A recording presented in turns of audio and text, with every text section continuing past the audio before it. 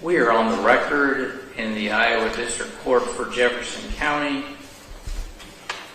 Case is captioned State of Iowa versus Willard Noble Chaiden Miller, FECR 005143. Personally present today is Jefferson County Attorney Chauncey Molding and Assistant Attorney General Scott Brown for the state. The defendant, Mr. Miller, is present with his attorneys Nathan Olson and Christine Branstead. Counsel, I've been informed that a plea agreement has been reached between the parties and the defendant wishes to withdraw his previous not guilty plea and enter a guilty plea pursuant to the plea agreement. And at this time, I'll allow either any attorney to recite the terms of the plea agreement for the record. Judge, I can do that. We have entered into a written plea agreement with the defendant, Willard Chaiden Miller. The defendant is going to plead guilty to murder in the first degree. The recommendation by the state is that our plan, at least at this point, is to recommend a minimum sentence of 30 years and a maximum sentence of life with the possibility of parole. The defendant, since he was under the age of 18, is not subject to the mandatory minimum sentence in a Class A felony of life without the possibility of parole. However, he is subject to the mandatory minimum under certain conditions pursuant to Iowa Code Section 902.1 sub 2.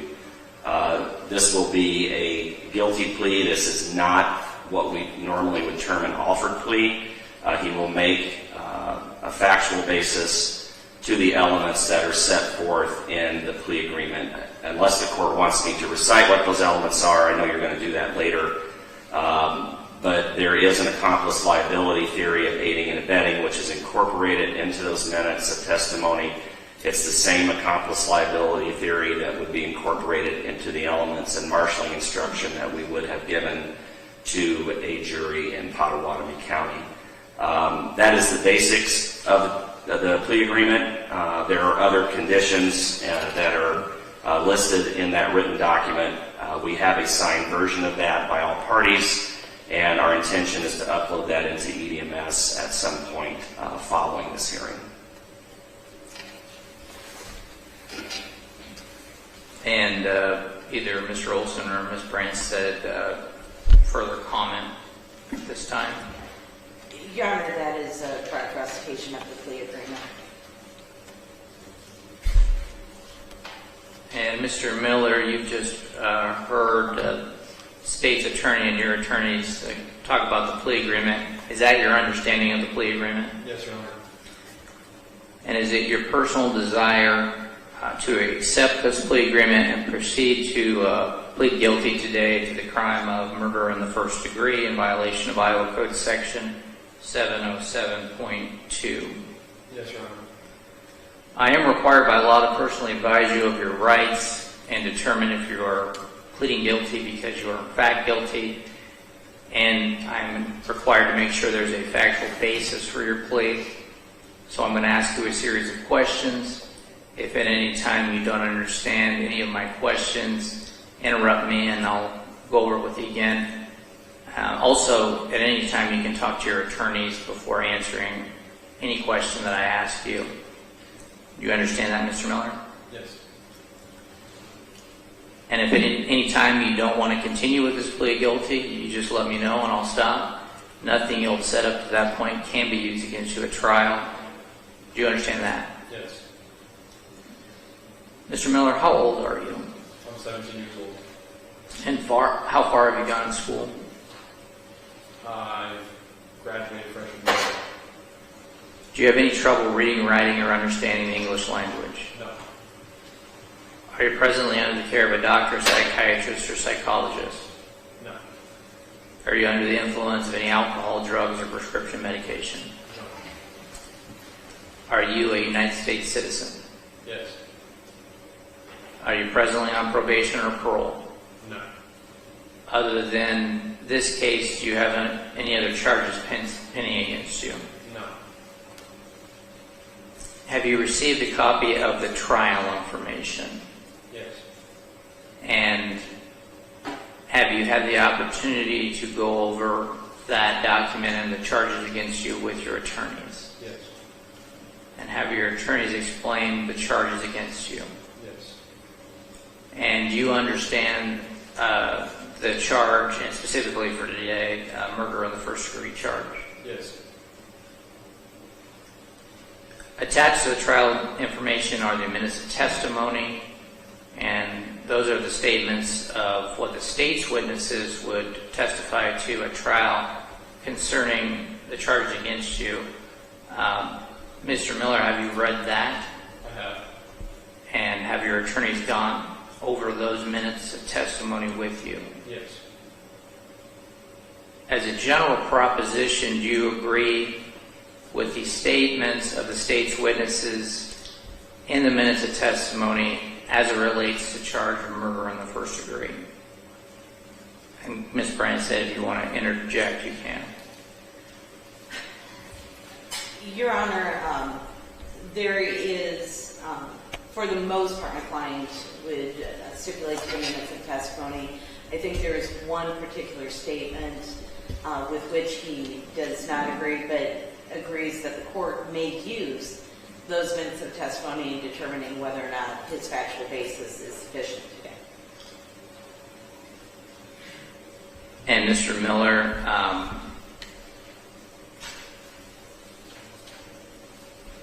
do you agree that I can use the minutes of testimony in this case in determining a factual basis for your plea today? Yeah. And is the state agreeable to that? We are, Your Honor.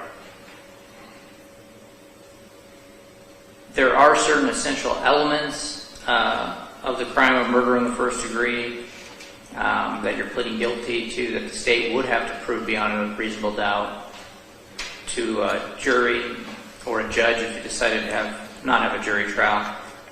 I'm going to ask either Mr. Brown or Mr. Molding to recite the essential elements for the record. The 4 elements of first degree murder as they're stated in the plea agreement, is that true, Judge? Correct. All right. The elements of murder in the first degree as listed in the plea agreement, again, this would have been in the marshalling instruction to the jury should this have been tried.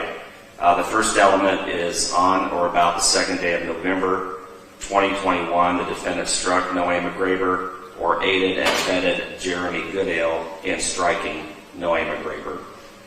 The second element is that Nohema Graber died as a result of being struck. Element number 3 is the defendant acted with malice aforethought or aided and abetted Jeremy Goodale, who acted with malice aforethought. And the fourth element is the defendant acted with premeditation, willfulness, deliberation, and a specific intent to kill Nohema Graber, or aided and abetted Jeremy Goodale, who acted with premeditation, willfulness, deliberation, and a specific intent to kill Nohema Graber.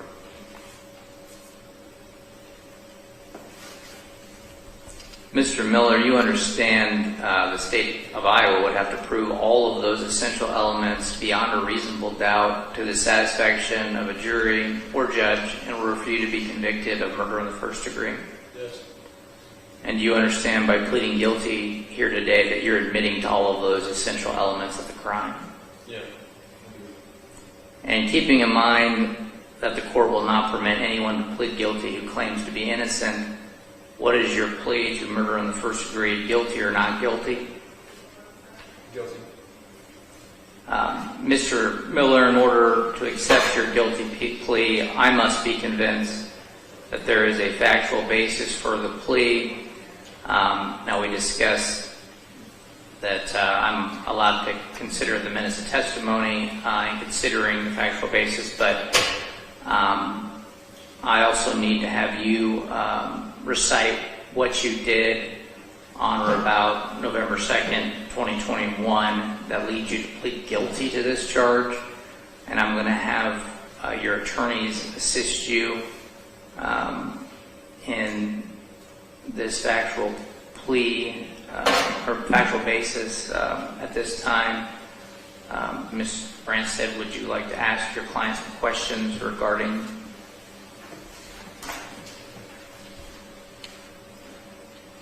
Mr. Miller, will you agree that on November 2nd, you were in Jefferson County at Chautauqua Park? Yes. And were you with Jeremy Goodale at that time? Yes. Did you act as a lookout while Jeremy Goodale struck Nohema Graber? Yes. Did you know that Jeremy intended to kill Mrs. Graber? Yes. Did Mrs. Graber die as a result of being struck? Yes. And was it your intention, at least at that time, to help Jeremy Goodale kill Mrs. Graber? I did intend to assist him. Yes. And knowing that that was your intention, would you agree that that was acting with malice aforethought and that your acts were premeditated? Yes.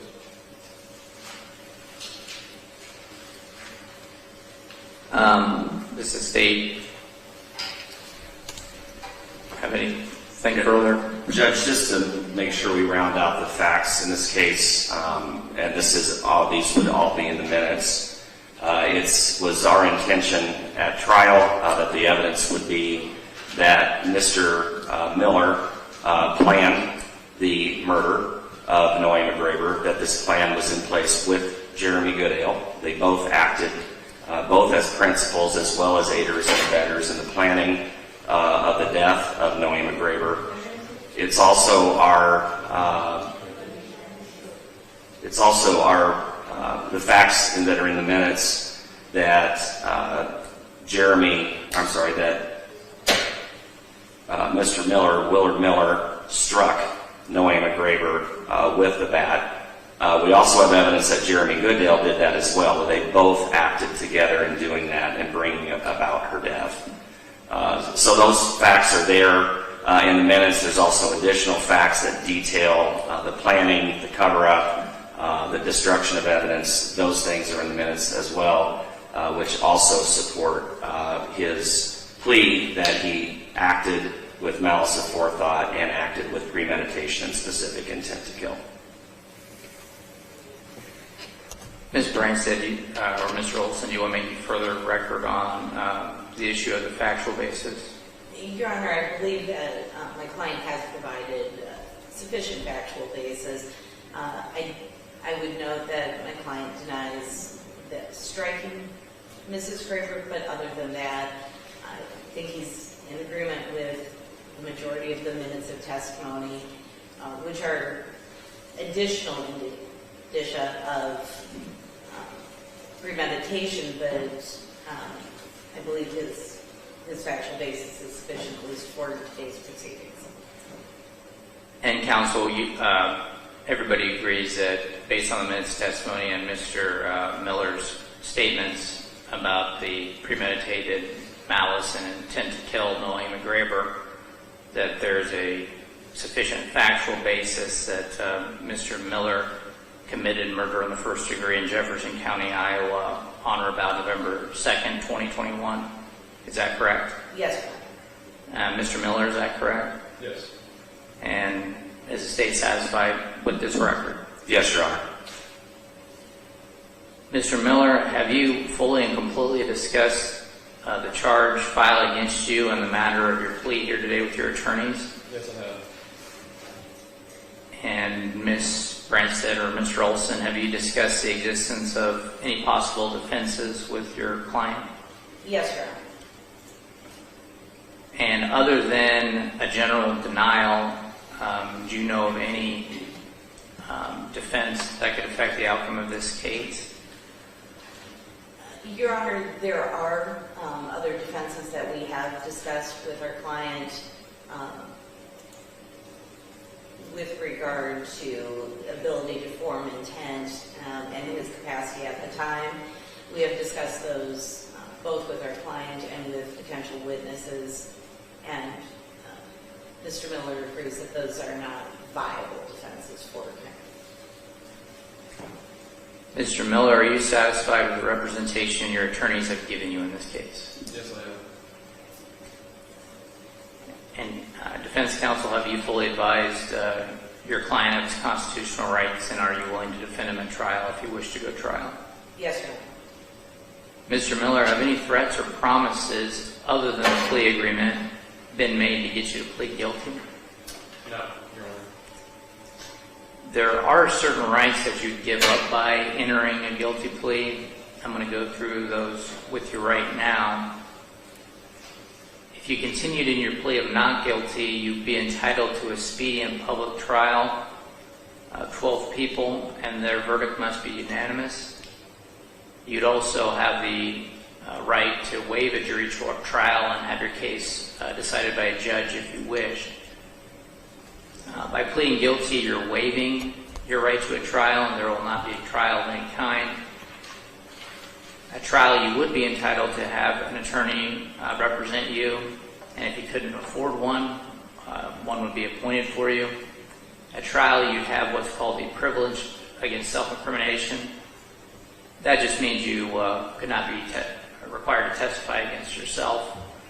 At trial, you also have the right of confrontation, and that is that the names of the state's witnesses on the minutes of testimony would have to come into court, take an oath on the witness stand, testify in front of you, be subject to cross-examination by your attorney. You also have the right to subpoena witnesses on your behalf and compel their attendance, even if they did not want to voluntarily attend and testify.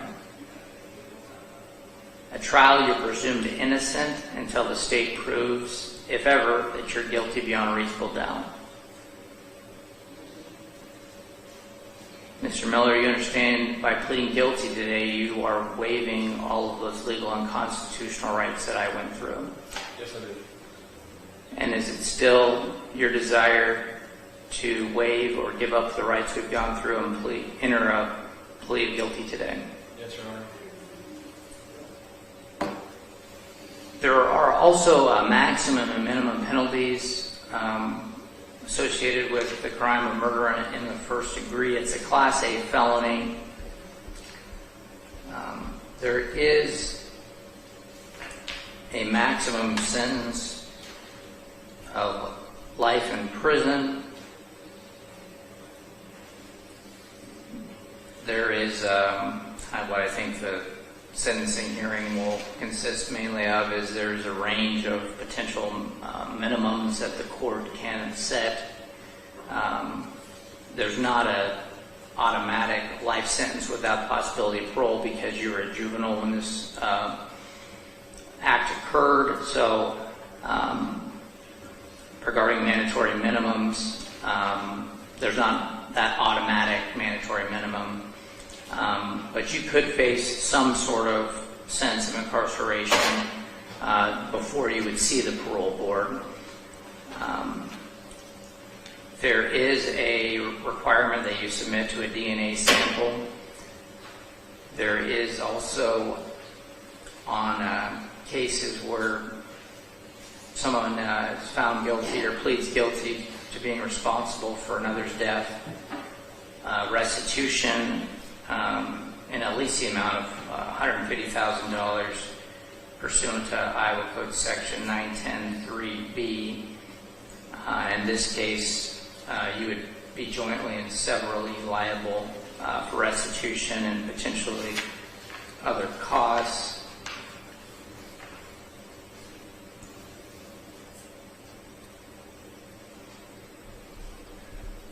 There could be no contact orders as well entered in this case. There's no fine. Mr. Mulder and Mr. Brown, regarding maximum and minimum penalties for this Class A felony, and given the defendant's age, is there anything else do you think I need to add for maximum minimum penalty? I think the court has mostly covered it. Obviously, he's not subject to the mandatory life without parole. It is our intention to recommend a minimum sentence of 30 years pursuant to the plea agreement. Of course, the court will have to apply the factors, not only in the case law that we will cite to you at sentencing, but also pursuant to Iowa Code Section 902.1 sub 2. But I think you have stated what the mandatory minimum, at least agreed to in this case as far as what the state can recommend. The defense is free to recommend any sentence that they feel is warranted by law or by the facts. So I do believe that that rounds it out. Is there any further record on a mandatory maximum and required minimum penalties from your perspective, Ms. Branstad? Your Honor, given that my client is juvenile, I believe that even a deferred judgment would be available. I have reviewed the parameters of a deferred judgment with my client as well.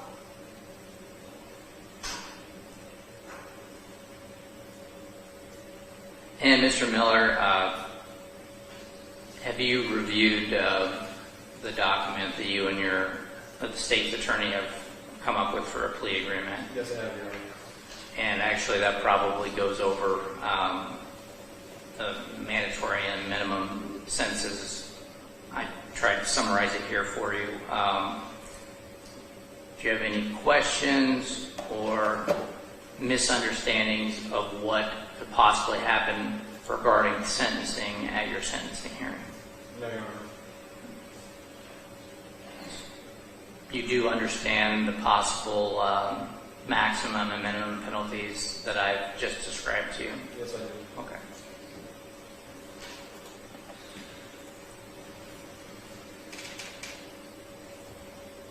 And Mr. Miller, I also believe it's my obligation to tell you that a plea of guilty may have other adverse consequences, such as the loss of ability to vote, possess firearms, or receive federal or state benefits.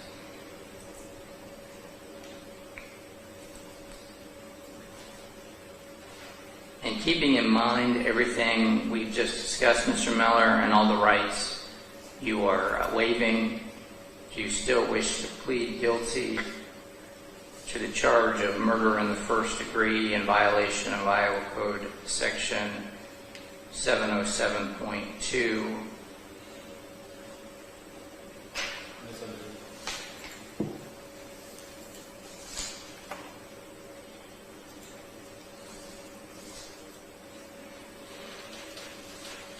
And just for the record, I believe since part of the factual basis, or at least the instructions or the plea involved an aiding and abetting theory, that Iowa Code Section 703.1 would also be part of today's guilty plea. Counsel, any other record that needs to be made or anything that I've left out of this guilty plea that could affect the validity of this plea? Judge, you just mentioned the accomplice liability theory, which is charged in the elements. Did you, I'm not sure I quite caught the code section you mentioned. Did you say it was 703.1? 703.1 is aiding and abetting. Is there any other code sections that you wanted me to cite? No, I was just making sure I had that the number reference on the code was correct. I appreciate that. Thank you. Okay. Any further record on that issue from the state? No, Your Honor. Counsel, for the defense, anything I've left out of the record that could affect the validity of the plea? Your Honor, within my checklist, I may have missed it, but I have advised my client that any verdict would have to be unanimous and that the court is not bound to the plea agreement but could sentence my client to up to the legal maximum. And Mr. Miller, do you understand that I am not necessarily bound by the plea agreement, and I can sentence you in accordance with the law in a way that's less favorable than the plea agreement? Yes, Your Honor. That's a possibility. Anything else, Ms. Branstad?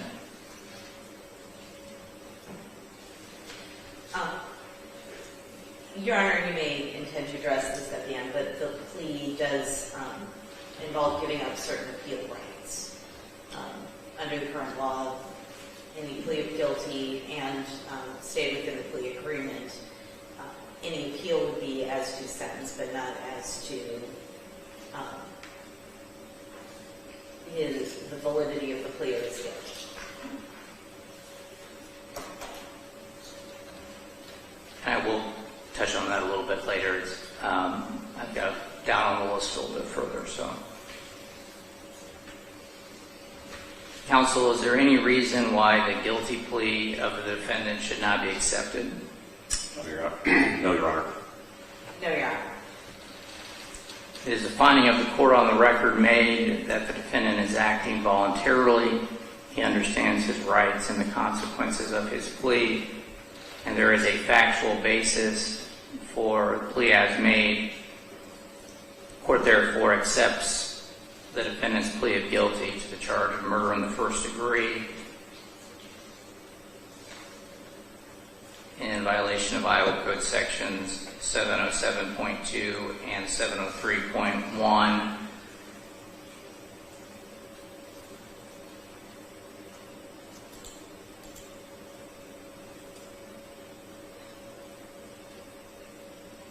Mr. Miller, I must inform you at this time that pursuant to the plea agreement, that you're waiving your right to challenge the guilty plea. Am I stating this right, counsel?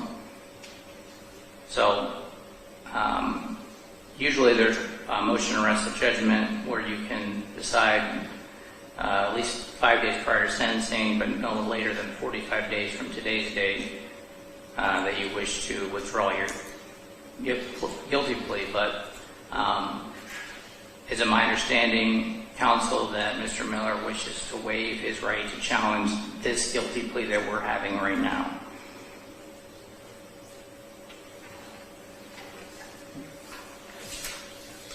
Your Honor, may I have 1 moment?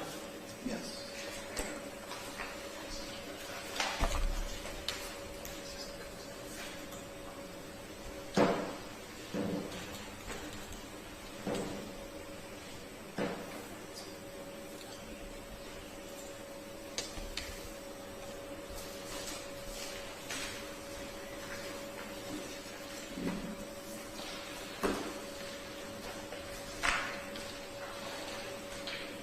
Your Honor, my client does not intend to challenge the guilty plea and certainly has waived his right to appeal the guilty plea other than, the guilty plea in any manner.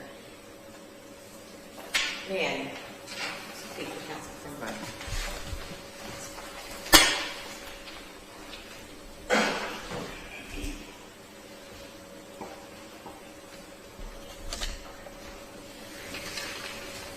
Your Honor, I don't believe waiving the motion and arrest of judgment was within the guilty plea, and perhaps I missed that.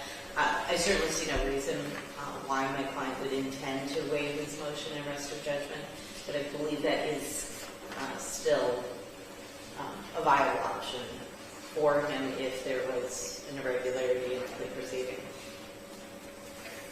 Judge, if I may try to clear this up. Okay. So part of the plea agreement, which I didn't recite earlier, it's obviously a bit lengthier than I had mentioned. I gave the basics earlier. Part of that plea agreement is in paragraph 10 of the document that we'll be filing, that should the defendant appeal, the parties agree he may only challenge the sentence and not the guilty plea or conviction. This agreement does not concern post-conviction relief. Those terms were agreed upon by both the state and the defense last week whenever we were finalizing this agreement. I think that clears this up. Okay. And And Mr. Miller, I mean to make this more complicated than it might already be, but I am required, because if you're not waiving your right to file a motion to arrest the judgment, I need to inform you of your right to file a motion to arrest the judgment. And that is your only avenue for challenging this guilty plea prior to sentencing, which must be filed no later than 45 days from today's date, and in no case later than 5 days prior to the date and time set for sentencing. A failure to raise challenges in a motion to arrest the judgment precludes or waives your right to raise those challenges on appeal. And I understanding that if things go the way that it looks like they're going to go, that at a certain point you do forego your right to appeal the guilty plea, but that would be after sentencing. If you have further questions on that, I would talk to your attorneys in between now and sentencing. And we will, counsel, go into chambers to try to look at our calendars to set a sentencing hearing. There's not a for pre-sentence investigations on an A felony are not required, or is that, was there any discussion of that? Say that again, Judge, I'm sorry. For an A felony, PSIs are not required, or I didn't know. Well, under these circumstances, it may be, because there is some discretion with regard to the minimum sentence, so I think a PSI under these circumstances would be warranted. We have not discussed that, but the only time when it's not is when the sentence is a mandatory life sentence without the possibility of parole, which we do not have here. And it is my inclination to order a PSI, even though it's a murder in the first degree. Normally, that doesn't happen. So, is there any objection by the defense for me ordering a PSI? No, Your Honor. In fact, my client has started the biography and is prepared for the PSI interview. Okay. So the court also orders a pre-sentence investigation be prepared by the 8th Judicial District Department of Corrections, and that report be filed no later than 3 days prior to the date and time set for sentencing, to be made available to counsel, the defendant, and the court.